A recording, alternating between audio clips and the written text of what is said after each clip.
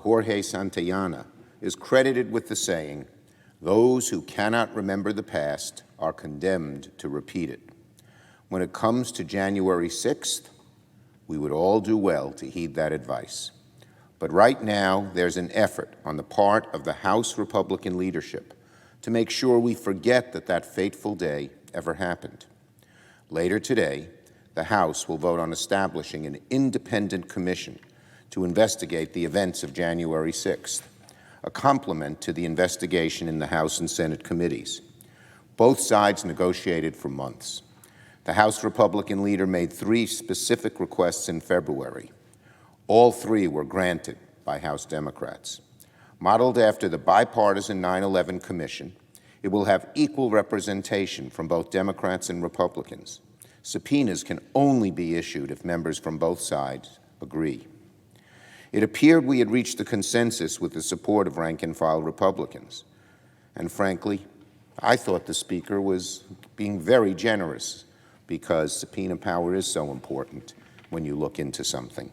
But she did that, and I salute her for it. But even when she went that far, at the 11th hour, the House Republican leadership turned tail, threw its own negotiators under the bus, and decided to try to sabotage the commission. Once again, they are caving to Donald Trump and proving that the Republican Party is still drunk off the big lie.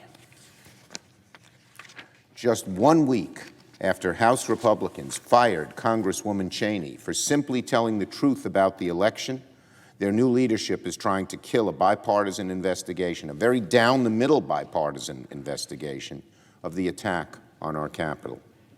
At the root of both efforts is the shameful, shameful desire to protect Donald Trump and perpetuate the big lie, even though it undermines our democracy. Because when people don't believe elections are on the level, that's the beginning of the end of a democracy. What the Republicans are doing, the House Republicans, is beyond crazy to be so far under the thumb of Donald J. Trump, letting the most dishonest president in American history dictate the prerogatives of the Republican Party will be its demise. Mark my words. Whatever that means for Democrats, it's bad for America. We all know, there needs to be a thorough and honest accounting of what took place on January 6th, the greatest attempted insurrection since the Civil War.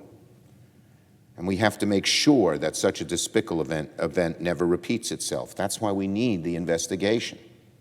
Getting at the truth is more important now that some Republicans are trying to rewrite history. It's just incredible what they are doing. How dishonest can they be? In abject fear of the most dishonest president who's ever sat at the White House, Donald Trump, who will tell lies at will. He doesn't care. It's only his own ego. We know that. Here's what one member said. It was a bold-faced lie to call it an insurrection and liken the mob to a normal tourist visit. Give me a break. Several members have spread the lie that it was actually Antifa that stormed the Capitol, and so have some commentators on one of our leading news networks, shamefully. One Republican went so far as to say the mob, not the police, were the real victims of the violence that day. Can you imagine being in the family of one of the police officers who died or just was injured, bad enough, and hearing that? How far will they go in obeisance to the lying President Donald Trump? How far? These are dangerous lies, rooted fundamentally in the big lie that has seemingly enveloped the Republican Party. Shame on them. Shame on the Republicans for choosing the big lie over the truth. Not all Republicans, but the majority who seem to be doing it. Shame on them for defending the mob over our Capitol police officers. And shame on the House Republican leadership for punishing Republicans who tell the truth instead of those who poison faith in our democracy. Here in the Senate, we will have a vote on the January 6th commission. The only way to stop these lies is to respond with the truth, with facts, with an honest, objective investigation of what happened that day.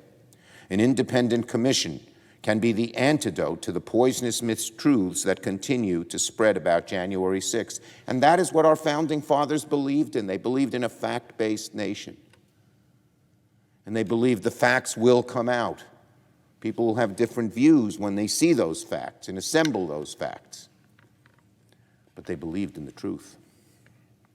And I can't think of a time where a political party has been so abjectly far away from the truth than in the perpetuation of the big lie. So again, the Senate will vote on the January 6th commission. It ought to gain bipartisan support.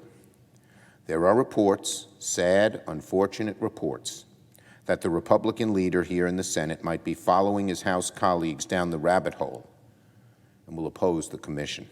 I hope that isn't true. But the American people will see for themselves whether our Republican friends stand on the side of truth or on the side of Donald Trump's big lie. Now, on voting rights, the Texas State Senate recently passed a bill that repeals all requirements for carrying a handgun, including a valid license, registering fingerprints, and 4 hours of training. Texas would be the 6th state to pass a permitless carry law, with Louisiana waiting in the wings. If both Texas and Louisiana passed these laws, fully a third of Americans would live in states where it was legal to carry firearms without training or a license. That happened just 1 week after the Texas legislature made that law, that advanced that law to make it as easy as possible to carry a handgun, advanced another law to make it harder to vote. You need stringent identification to vote and no identification to carry a handgun. What the heck is going on in Texas? Just think about that for a moment. Across the country, Republican legislatures are removing all barriers to carrying firearms while at the same time putting up barriers around voting.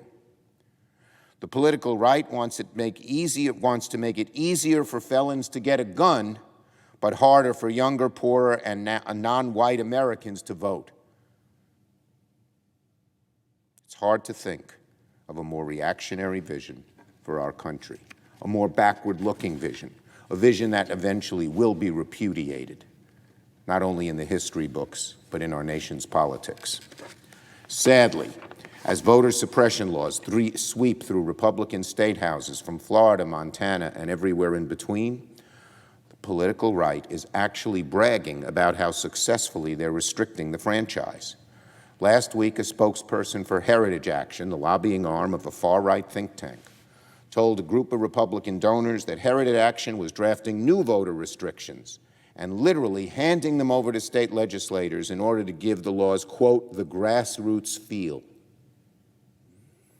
She went on to crow about how quickly and quietly her organization managed to get new limits on voting passed in Iowa.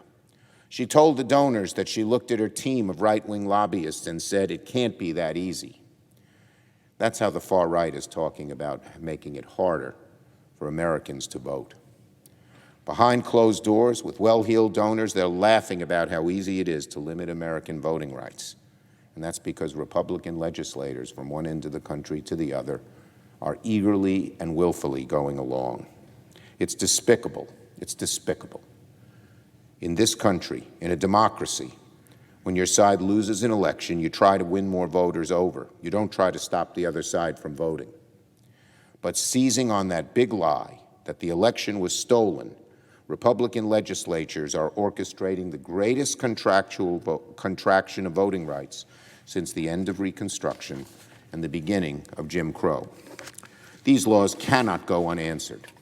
Senate Democrats are moving forward with legislation S1 to combat this rash of voter suppression laws. It has gone through the Rules Committee and it will receive a vote here on the Senate floor. Our Republican colleagues need to decide if they're going to stand up for democracy or not. And one final matter, clean cars. Yesterday, at an event in Michigan, President Biden declared that the future of the auto industry is electric. He is absolutely right. But even though the transition to electric vehicles has already begun, it's progressing too slowly. China is outpacing the United States in the electrical vehicle market. And the only way we're going to meet our ambitious climate targets is to accelerate the transition to zero-emission vehicles. That's why I was so glad to hear President Biden get into the specifics and talk about the many ways that government, industry, and labor can partner up to put more electric vehicles on the road and create more jobs in the process.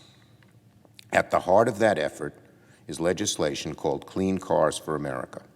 It's a proposal I drafted and introduced several years ago, and now it has become a central component in the American Jobs Plan and President Biden's Build Back Better agenda. Through a mixture of point-of-sale incentives for consumers, charging infrastructure investments, and support for American manufacturing of electric vehicles, it would make electric vehicles affordable for all Americans and create thousands and thousands and thousands of good-paying union jobs in automaking, construction, and battery manufacturing. We need a large-scale effort to achieve an electric vehicle future. Clean Cars for America is the way to get there. I yield the floor and note the absence of a quorum.